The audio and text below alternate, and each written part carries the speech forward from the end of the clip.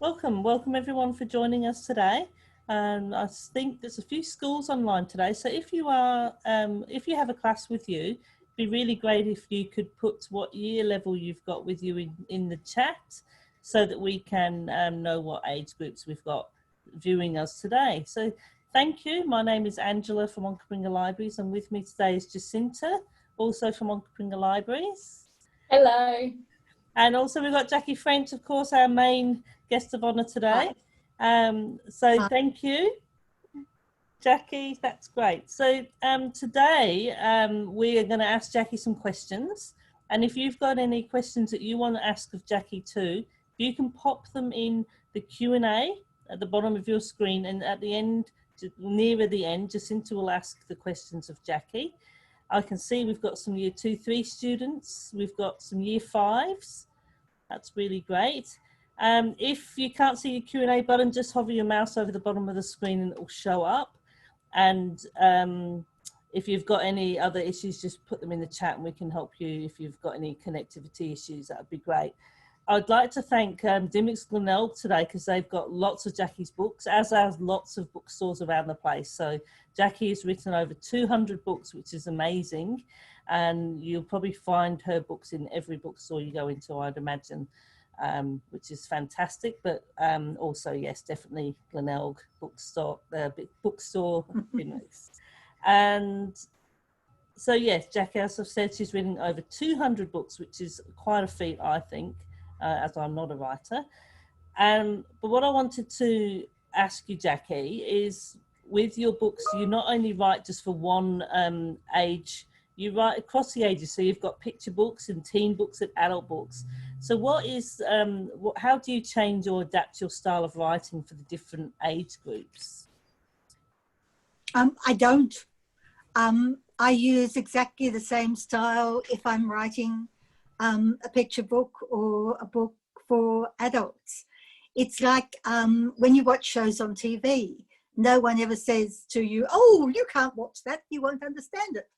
They say, you can't watch that because you will understand it.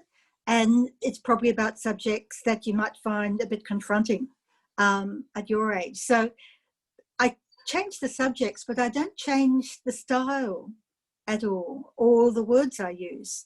It's the same when I'm speaking to someone who's 70 or someone who's 7. I don't speak in any different way. So I don't see any reason to change the way I write. But it's more whether books are going to be a short book or a long book. Diary of a Wombat, for example, was obviously going to be a short book because a wombat wouldn't write a long book. Diary of a Wombat, I was on the phone to a friend and she was saying, what's that noise? And I said, oh, look, that's just mothball bashing up the garbage bin. And what's that noise? Oh, look, that's just mothball tearing up the doormat. And what's that noise? And that's just mothball actually biting a hole in the back door. And I realised I was talking about the Diary of a Wombat.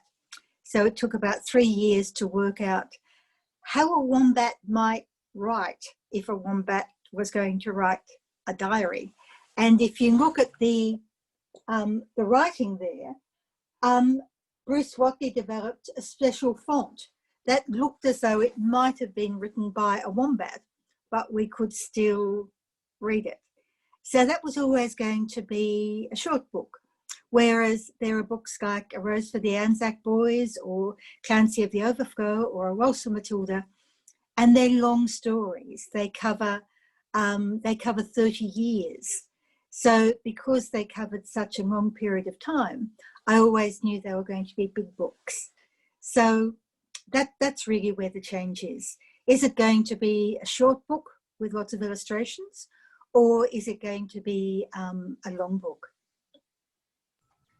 Excellent. Did you always want to be an author, and why did you become an author? Yes, I was about 3 when I discovered that people wrote books. I just loved books. At that stage, I was being looked after by my great-grandmother for the first 3 years of my life. And she just gave me books and books and told me stories and stories and stories. And as soon as I realized that there were people who wrote books and those stories could become books, I knew that I wanted to be a writer. But everyone said, no, dear, you can't make a living being a writer.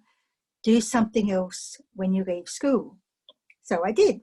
I had lots of jobs, including an echidna milker, but also I was a farmer, and there was a drought, and I had a baby, and my marriage broke up, and I was very, very, very broke. I was living in a shed with a wombat, a wallaby, and a black snake. I didn't mean to live with a black snake. And I was writing using a very old typewriter I'd found up at the dump, and the wombat hated it. So he used to leave his droppings on it every night because I was typing, just sitting cross-legged on the floor.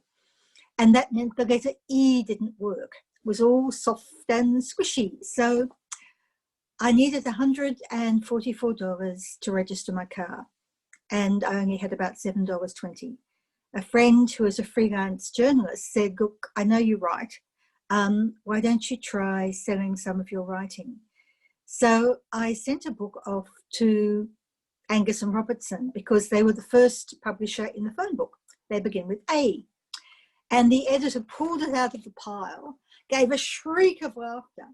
She said it was the messiest, worst spelt manuscript they had ever seen. And because it was so messy and the spelling was so terrible, she thought only a really terrible writer could have written it. So she took it out into the office so everyone could laugh at this really, really bad book. And she read the first paragraph, and she read the second paragraph, and then she read the entire story to everyone in the office. And she went back and she offered me $600 advance, which was a lot of money back then, to publish it. And I've been a full-time writer ever since. But if it hadn't been for the wombat, they probably never would have picked it out of the pile. They were getting thousands of books. They couldn't possibly read them all, but they'd never seen anything like the mess I wrote. Now, the mess was not my fault. The mess was the wombat's fault, but the spelling was. I'm dyslexic. I can't spell well. I am actually learning how to spell finally using my spell checker. I can even spell Australia now. I hadn't realised there was an A in the middle of it. But it did take me about 50 years to learn how to spell Australia properly. But if any of you are like me and you're dyslexic, don't ever think you're dumb. Don't ever think you can't read. It may take longer to find someone who knows the right method to teach you to read, but everyone can read. Computers can write neatly for you. I can't read my handwriting, and no can anyone else. Computers can correct your spelling. And yes, I am finally learning some spelling with my spell checker. But computers reading for you just isn't the same. An audiobook isn't the same. Someone reading to you is wonderful. Someone reading to you on the sofa and hugging you is absolutely lovely, and I still love it. Dad used to still read to me when he was in his 80s. He'd ring me up and read me a chapter of the book he was reading. But reading by yourself is different. Have you ever wanted a magic potion to make you more intelligent? Have you ever wanted a magic potion so you could fly? Have you ever wanted a magic potion so you could go back in time to see the pyramids built, or anything you want to? Have you ever wanted a magic potion so you could surf a tsunami or go to Mars? All of those come when you read a book. And reading a book really does make you more intelligent. We used to think that, oh, only intelligent people read books. But scientists discovered about 10 years ago, it's the other way around. Every book you read creates new neurons in your brain and new connections. It's like muscle building for the brain. You know, when an athlete pumps on and exercises, their muscles get bigger and bigger and bigger. Well, it's the same with your brain, except you can't see it. It doesn't actually get bigger. It just gets denser because it's in your skull. But reading really does make you more intelligent. It just doesn't give you knowledge. And reading too, it can become a friend. I've got a special bookcase, which is my emergency escape bookcase. There are books in it that I've read before and I know are just so fascinating and funny and easy to read and just totally absorbing that I can pick up any of them. And if something hard is happening, if I have to go to hospital with a friend who's sick, if we've got a bushfire and we have to evacuate, if I'm upset about something, I know I can take any one of those books and suddenly I will be on planet perfect and everything will be wonderful. I'll be in another world. And that's the lovely thing about books. Books teach you about yourself, about your friends, about the modern day, about what the future can be. But also too, books are an even better escape than a magic carpet. All you have to do is open the pages and you're there. That is so true. And that was going to be my very next question, because people don't often associate dyslexia with being a successful writer. So I was going to ask you about tips for people that are aspiring, which you've just given us. So my other question instead of that would be, as a child, because you had dyslexia, did you use the library at all? Like, did the library play an important part in your life at all, or did you try to avoid it? No, because our school burnt down and we didn't have a library. Oh, wow. That wasn't my fault, by the way, the No. school burning down. I've been to 3 schools and only one of them burnt down. The school was being painted and the fire started where all of the rags were kept for the painting, and they think they just heated up, and that's what caused the fire. But it meant that our school only had 6 books. And I remember when we got a 7th book, it was a magic pudding. And we all had to go into a lottery, all of these sort of 260 kids in a lottery to see if we could borrow the book. And I got 3rd place. So I was third in line to borrow a new book, and it was so exciting. But there weren't a lot of books around. This was in Brisbane after World War II. And because of the war, very few books had been printed. All of the factories and everyone were producing things for the war. And so there just weren't a lot of books around. So I did go to a local library and I read all the books there. And then my mother took me on the tram to go to the next library, and I was so disappointed because they had exactly the same books and I'd read them all. So it was very hard to get books. But that was also fun because I really wanted books, and I think to keep me quiet. My mother asked my uncle and my grandmother and my great-grandmother, and they sent me all of their books from when they were young. And so I had these wonderful Girls' Own annuals from about 1900 or 1901. And they were all about these girls in the long skirts who flew biplanes or went back to ancient Egypt and did all sorts of exciting things. So I ended up reading an enormous variety of books. It's just magic now. It's wonderful that there are so many books for young people around. But I think I was also lucky that because there weren't a lot of books, I read a lot of things I wouldn't have read otherwise. I read a lot of poetry, I read a lot of philosophy. Look, I even read the phone book sometimes if I had nothing else to read. I don't think reading the phone book probably was any help with anything. But no, I read whatever I could find. That means today, though, and when I had my own kids and also with grandkids, it's just so much fun reading to them because I'm discovering the kind of books for kids that just didn't exist when I was young. Yes, that's right. So I'm not sure if you're aware. Also, we've got all of your books, which I neglected to say earlier that you can put them on hold at our library. but we've also got a new collection, which is the Dyslexic collection.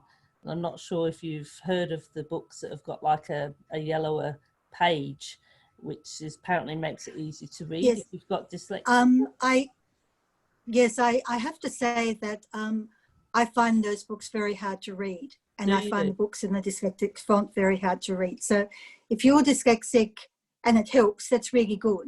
But if you're dyslexic and it doesn't help, don't worry.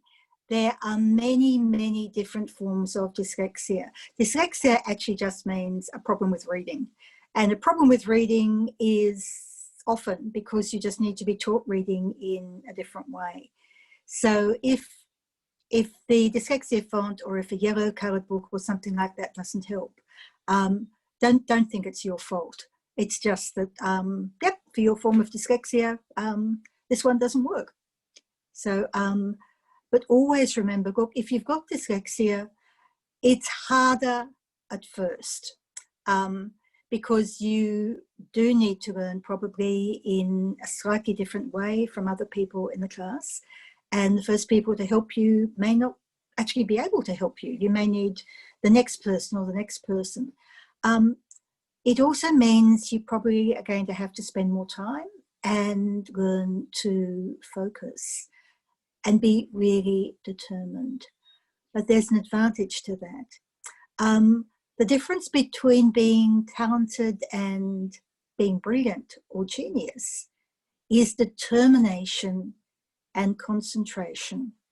There's a reason why so many successful writers and business people and politicians and university lecturers and scientists, there's a reason why an unusually large proportion of very successful people are dyslexic.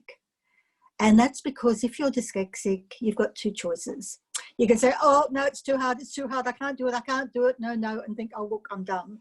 Believe me, you are not dumb. Or else you can say, I am going to do this. It's going to be harder, but I'm going to do it and nothing is going to stop me. And when you learn that very young, it means, yes, it's a lot harder for a couple of years at school. But once you leave school, you will absolutely soar because you've learned how to really focus and how to be absolutely determined. So if you just, once you actually start looking for very successful people who are dyslexic, it is amazing how many people are dyslexic. That is very good advice.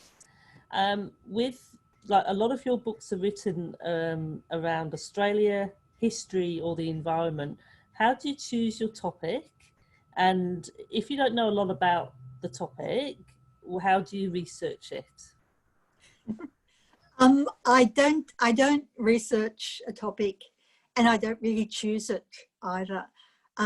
Instead, these are areas that I'm just really, really interested in. And I've been reading about them, well, ever since I was about 3, when great-grandma taught me how to read. Great-grandma, by the way, wasn't a teacher because back then married women were not allowed to be teachers. But great-grandma was married to a headmaster. And that meant that the headmaster's wife was supposed to teach the little kids reading. So I was lucky enough to have a great-grandma who had never been paid to be a teacher, but who had spent about 40 years teaching kids how to read and write. So I was very, very lucky to have be the only student of a very, very experienced teacher, and the first grandchild too. So I really got a lot of attention. So I don't research the areas. Instead, I just get suddenly ideas come together. All sorts of ideas. There's never one inspiration for a book. All of the ideas, the time, the place, the character, what I'm writing about, suddenly they come together in a sort of ping moment.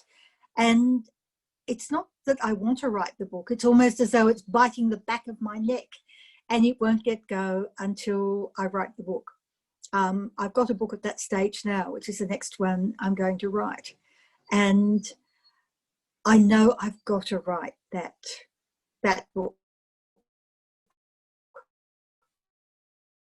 It just won't stop nagging me for research.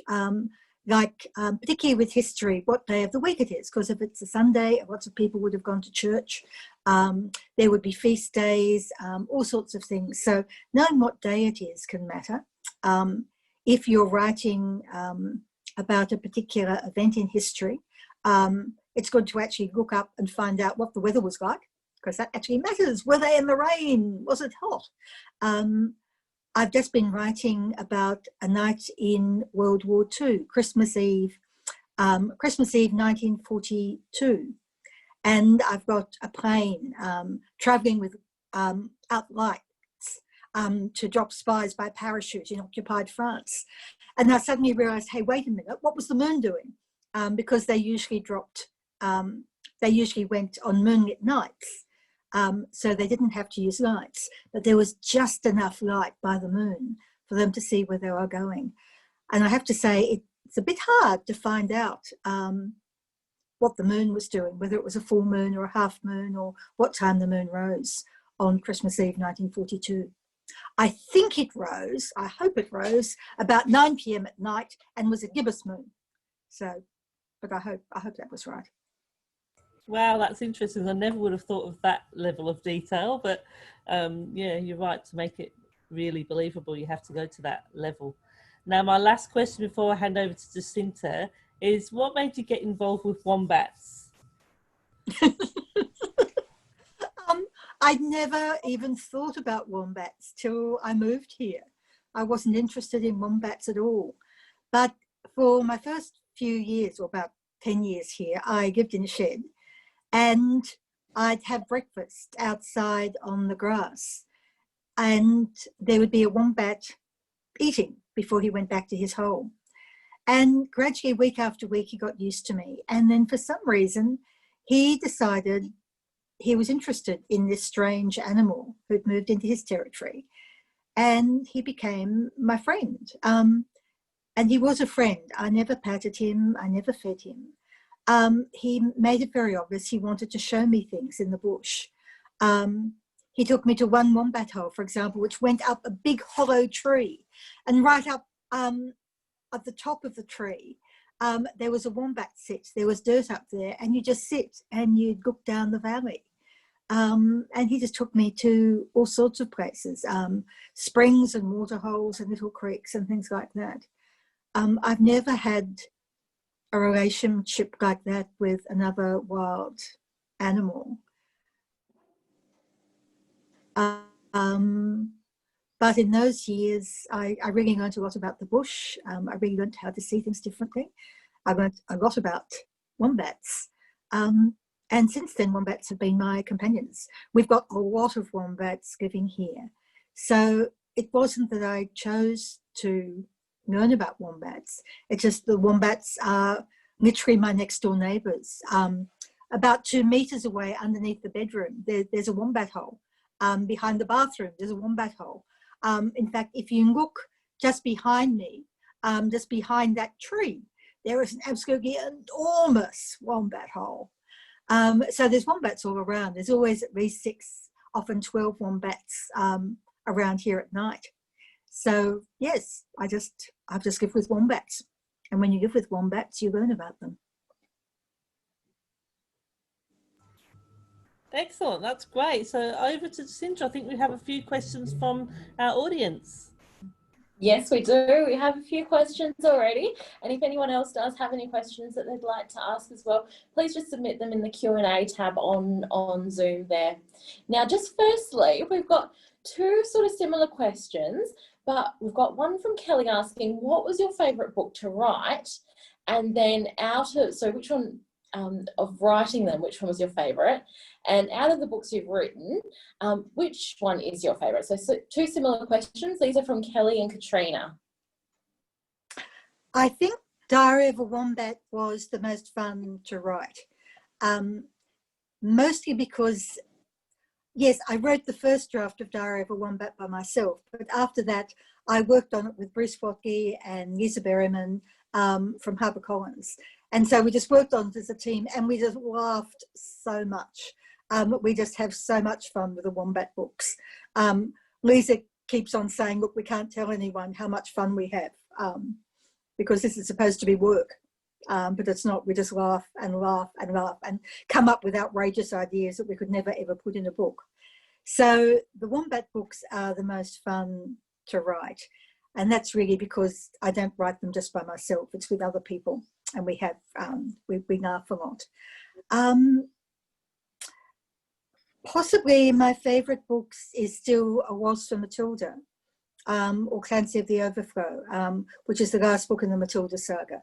A Waltz for Matilda is the first in a series of 9 books, starting with Matilda in the 1890s. And I think those books are still probably the ones that are closest to my heart. Oh, that's wonderful. And with the Diary of a Wombat, I think everyone's enjoyed reading them as much as you've enjoyed writing them by the sounds.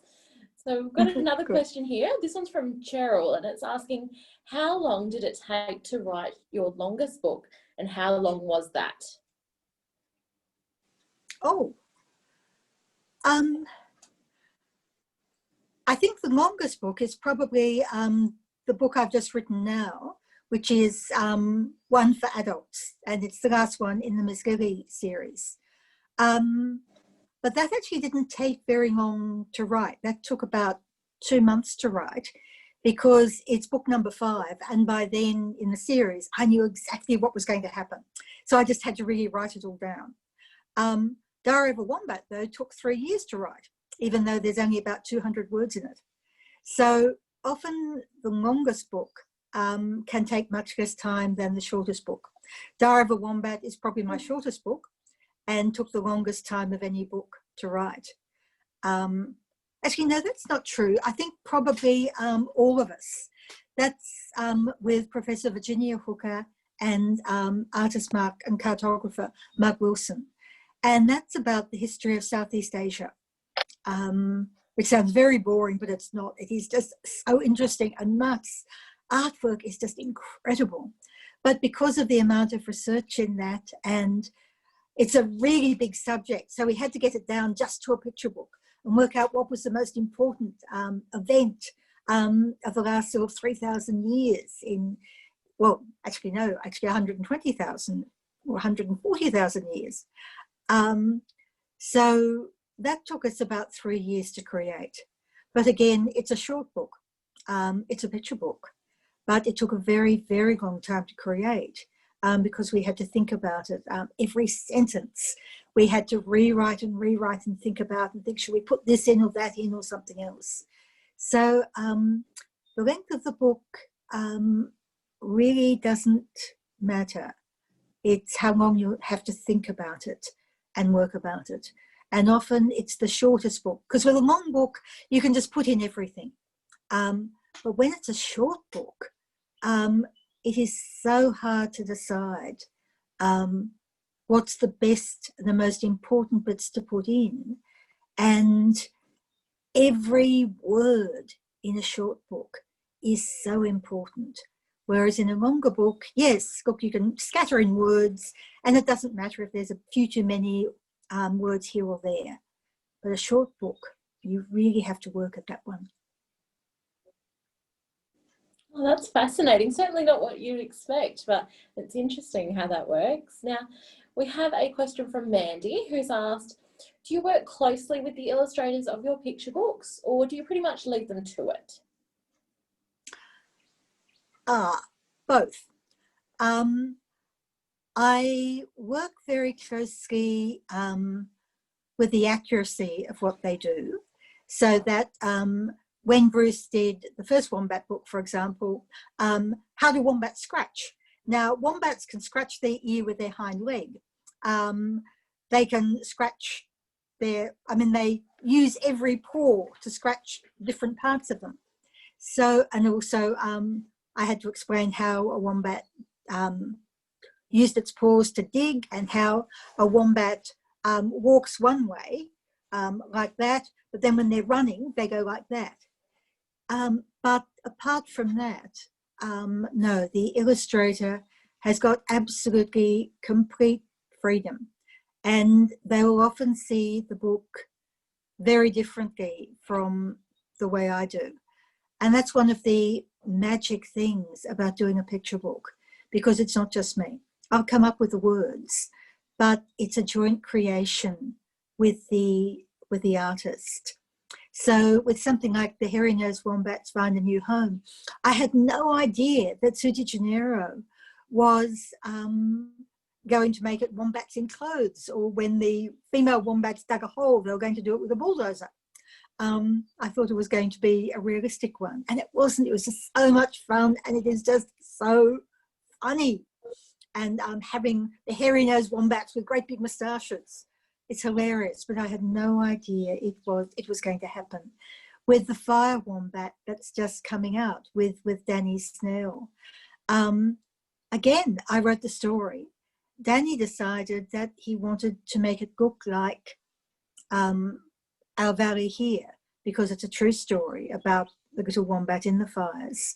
And he asked me to send him lots and lots of photographs. And so he really tried to make it look like the valley, and he did. It's absolutely beautiful.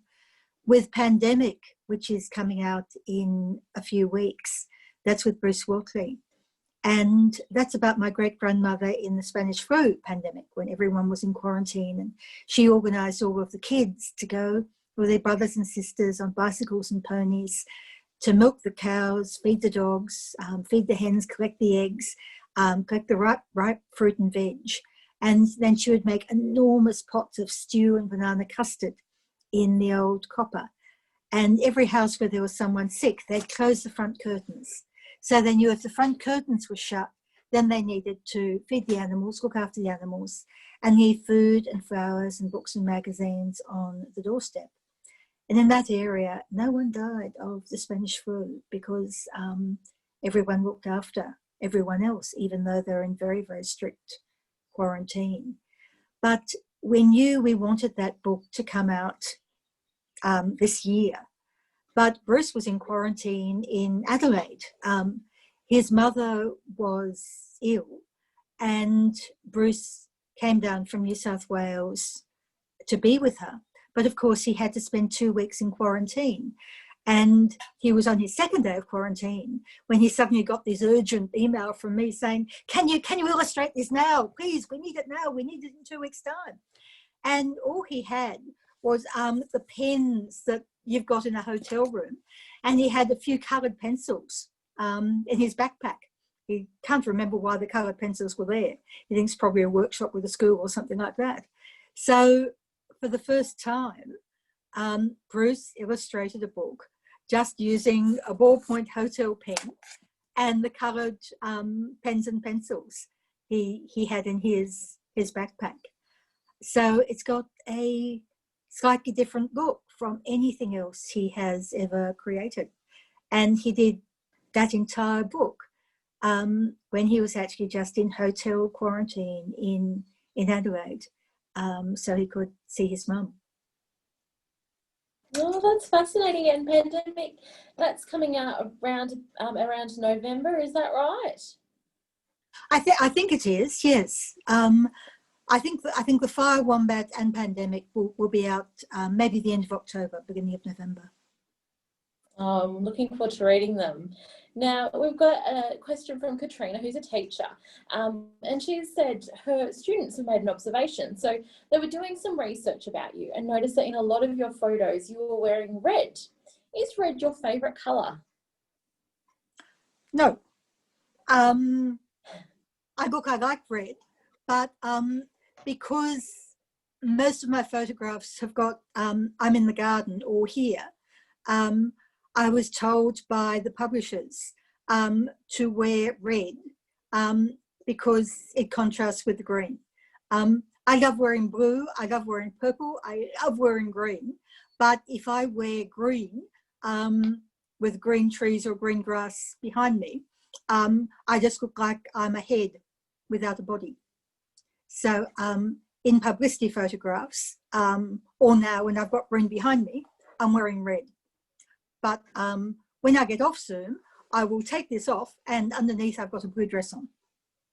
But you wouldn't see me as clearly if I was wearing a blue dress because of the green background. Oh, that's very interesting. Thank you for sharing. Now, we've got another question here. I've never had that question before. Yeah, very good observation though from the students. Now we've got another question here. So from Mango asking, imagination and nature observation seem very important in your books. How important are they to both children and adults today? Oh, it depends how rich you want your life to be. Particularly if you grow up in a city, you're used to learning how not to look at things or not hear things because there's so much you need to not see or hear. You don't want to listen to the traffic. You don't want to listen to the police sirens. You don't want to see the advertisements and the billboards or the building rubble or graffiti or what have you. People learn how not to see and not to hear. But when you come into the bush, you want to see everything. You want to hear everything because there are just so many fascinating things you might not notice. In cities, it's mostly just human things or human pets or pigeons or a few birds. But here, particularly in spring, I'll come out of the door in the morning and there'll be new birds' nests. Just at the moment with spring, we've got all of the wildflowers coming out and the blossom on the trees. Every day it's completely different. There's more blossom come out or more wildflowers. And we've had 4 years of very, very bad drought and very, very bad bushfires last summer. And we didn't have any grass orchids or ground orchids or orchids flowering and almost no wildflowers. And this year, it's just absolutely magic. When you go out, you can't see out there because the grass orchids are green. So you can't see, in fact, there's a carpet of these little orchids like that. It feels wrong to tread on them, but there's no option because there are just so many of them. So your life becomes incredibly rich when you've got the natural world in your life. When my grandkids come down here at the weekends, they don't use any toys. They don't watch videos. I mean, I actually got some videos for them, but I don't think they've ever seen them. They spend their times climbing up the rocks in the creek or the cliffs on the creek or swimming in the pools in the creek or picking fruit or finding out, racing from tree to tree to find out what fruit is ripe and then just standing there eating mulberries for half an hour and getting purple lips and purple fingers from doing that and seeing what's ripe in the vegetable garden. And Tom and I will always make lemonade. We'll go and pick limes or lemons and then we'll make fresh lemonade for everyone to have all over the weekend. Tom's 4. So it makes for a very, very rich life. The kids could play with toys. They could watch videos. They could watch TV if they wanted to, but they don't want to. They just want to watch the wombats and see the wombats quarrelling or wild whiskers tearing up the doormat because I haven't put any carrots out, or just seeing what the wombats are doing or the wallabies or the kangaroos. There's just so much to see every day that you're here. Oh, that's wonderful. Now we've received some questions from a Year 4-5 class at Happy Valley Primary, and this one's been asked by Charlie, Layla and Jess, so it's one that a few people are wanting to know. But what is your favourite mystery novel? Was that mystery or history? Mystery. Mystery is in a mystery to solve. Okay, it's not one that I wrote. It's called Murder Boogies with Elvis, and it's by an American writer called Anne George. And it's probably not one you want to read till you leave school, but it is absolutely hilarious. And it's one of my escape books. In fact, it's probably my best escape book. It's a mystery book, and I've read it so many times now, there's no mystery about it, but it's just so much fun to read. And it's in my bookshelf of escape books. And yes, it's my best escape book, that one. It's a really good escape book. I haven't read it myself, but I think I'm going to add it to my list. Now, we've had a few people asking, would you mind reading us a story of yours or part of a story of yours? Well, I've got Diary of a Wombat here. I've got Goodbye, Mr. Hitler. What else have I got? I think that's probably about. Or I think there's been lots of wombat talk. So how about Diary of a Wombat? I could do either Diary of a Wombat or I could read you the Fire Wombat if you'd like the Fire Wombat, but I'd just be reading it. Oh, that does sound good. I think that would be good to get a sneak peek. Oops. Off. The iPad just fell over. Okay, here I am again. Okay, wait a minute. I'll see if I can get it up. Okay, and let's do find, and I will get the Fire Wombat out.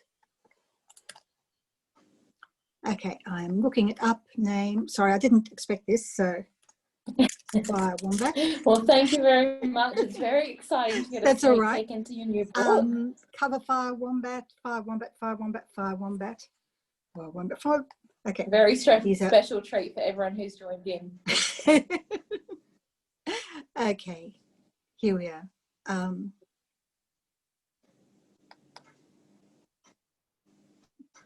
Right, sorry, I just clicked on what it actually looks like rather than the words. So first of all, I'll show you the cover.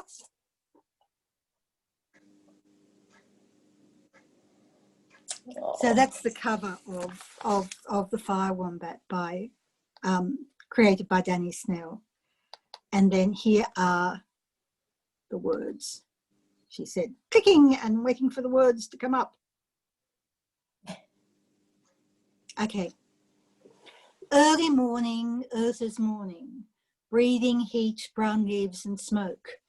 The monster called a bushfire woke. Grey sky became its scarlet cloak. Fire's hunger swallowed day, colour lost to black and grey. Trees grew flickering flame red hair. The wombat smelled the ash-thick air, as other creatures woke and fled, spurred by age-old pounding dread. A bounding tide of kangaroos, a screaming flock of cockatoos. Goannas dug in termite mounds. Echidnas scratched dirt all around.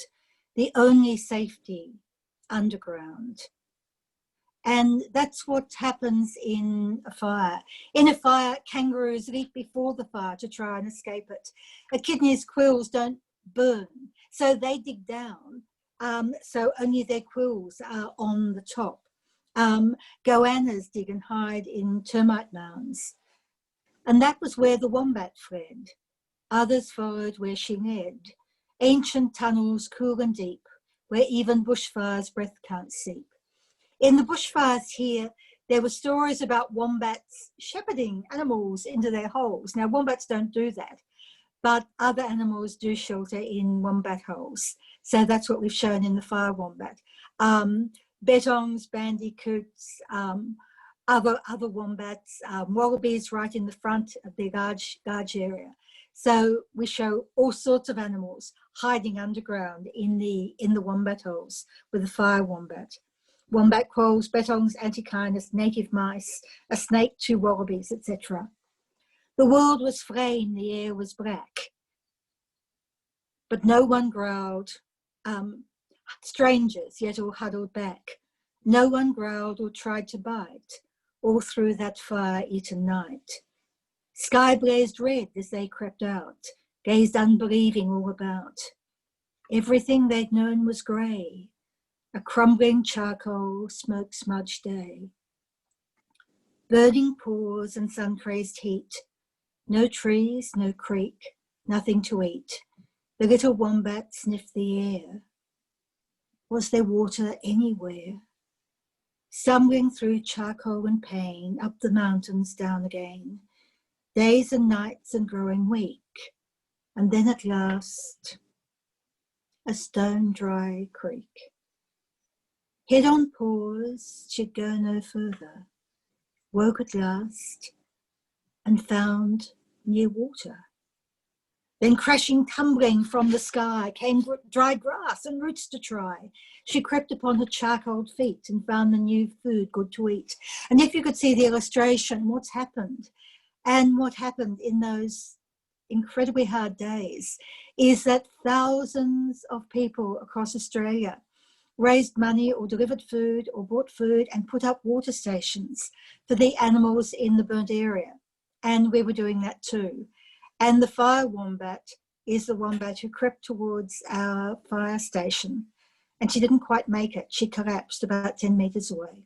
And I gave her water, and after 2 hours, she managed to walk to the food and water station, and all of the animals stood back to let her.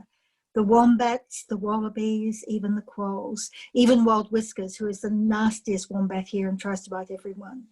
They just all parted to let this little wombat through so she could drink some more and eat.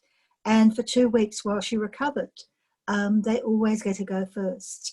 And then Wild Whiskers bit her, and we knew, okay, she was feeling better, and Wild Whiskers thought she could go back to normal. Wallabies, bettongs, kangaroos, all it seemed had smelled the news that across the smoke-filled nation there'd been a vast carrot migration. And there was, it was just wonderful. Others flourished, those trees drooped, goannas feasted, eagles swooped, grass trees blossomed, feeding bees, native mice carried new seeds, kookaburras, currawongs. Slowly bush regained its songs. After a bushfire, there are the first animals who move in again, and particularly the ones who look for seeds that the trees have dropped.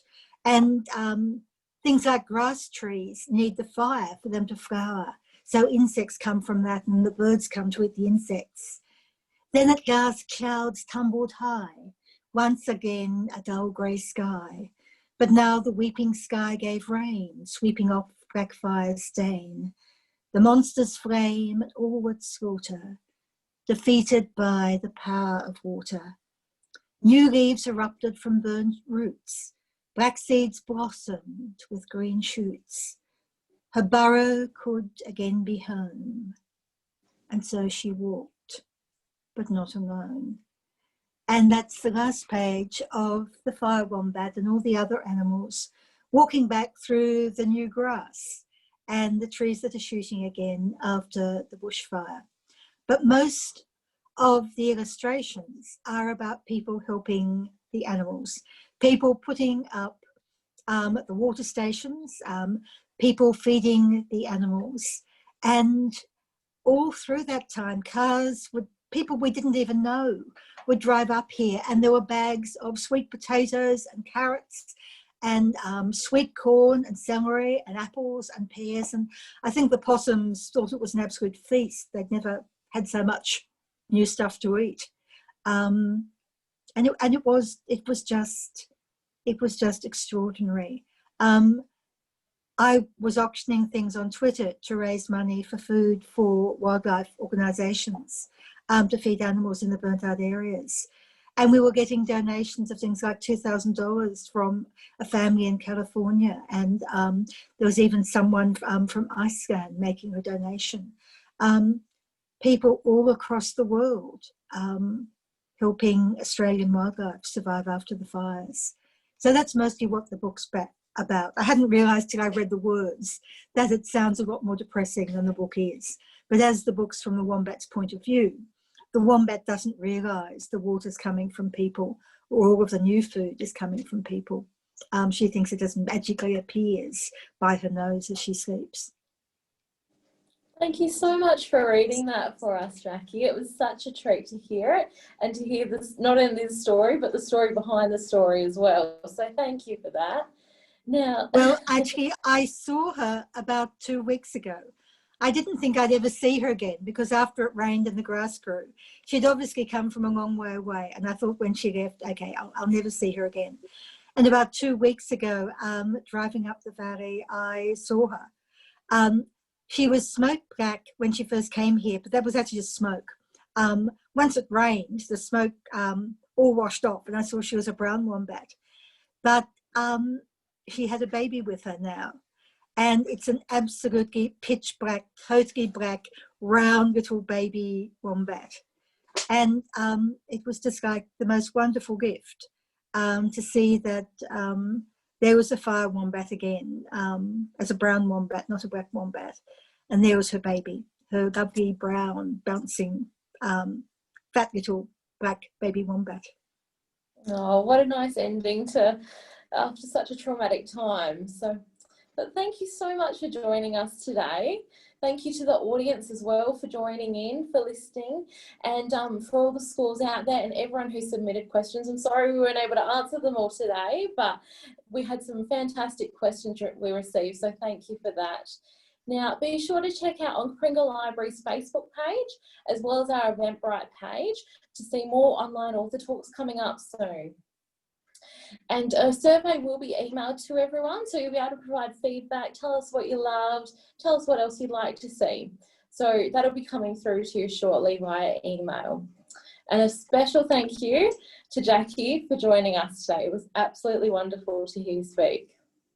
Could I just ask a question to end it? I usually ask this question whenever I speak to groups.